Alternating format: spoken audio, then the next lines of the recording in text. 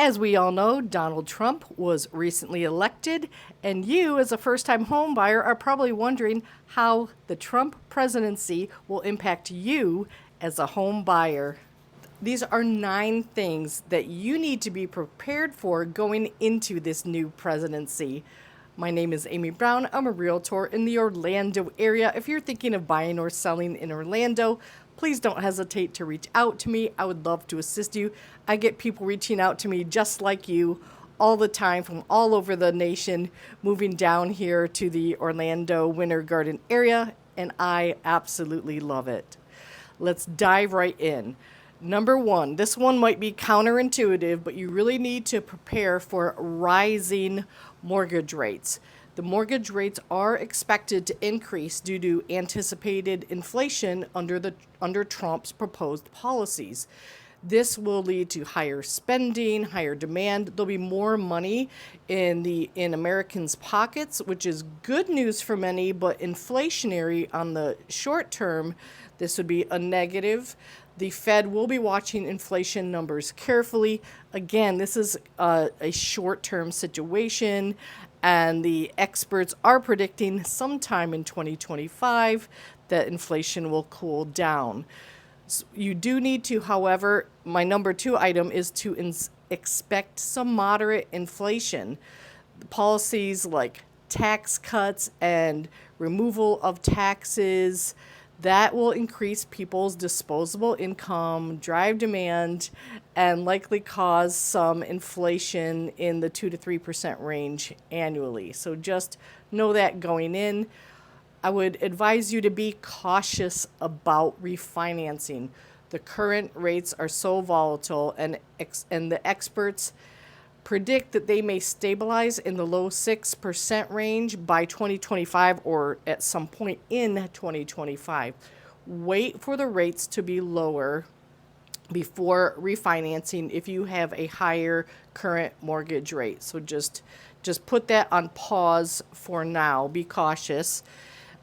Next up, consider improving your income. That's another key topic going forward, and maybe look into a small business. The rising costs of living aren't going anywhere. That's not going to stop.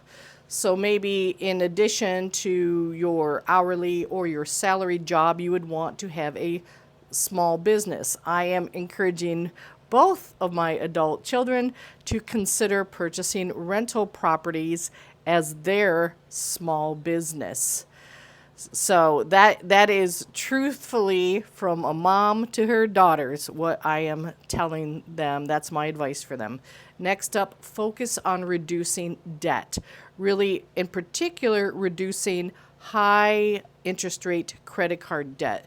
This is going to be crucial in a higher rate environment, and you want to improve your financial stability overall and your readiness for any of the market fluctuations that are probably going to come our way.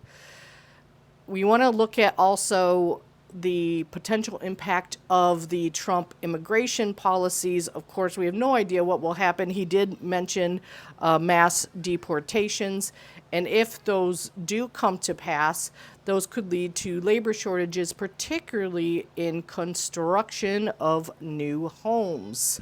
The current construction workers might be replaced with workers that are unionized and have a higher hourly rate, so that could potentially cause some higher cost with construction and housing prices, of course.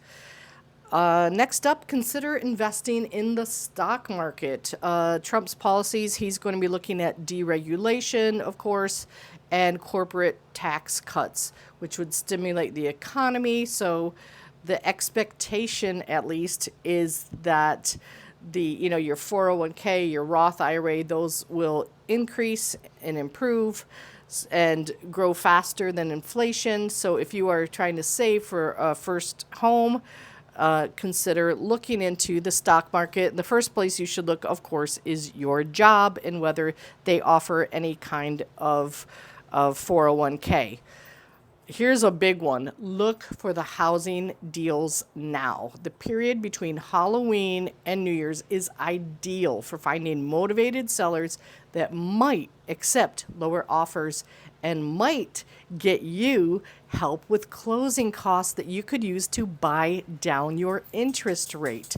There are many sellers that want to wrap up this fun time of home selling, which I'm laughing because, of course, we all know it's not fun, and get their house sold. So I can't stress this enough. If you are thinking of buying a house at the start of 2025, think it over again because you might be paying significantly more in the start of 2025. Last up, live below your means. This is a crucial one always. It's just good advice for whoever wins, liberal, conservative, it doesn't matter. When you're looking to purchase a home, you really want to look at homes priced below your pre-approval limit. You want to avoid financial strain, and you want to keep some funds available in your bank account to fund things like a 401k or to start a small business. So definitely when you are considering your housing price, look on the lower end of the spectrum instead of the top of the spectrum. If you have any particular questions that I can answer for you, please don't hesitate to reach out, and thank you for watching.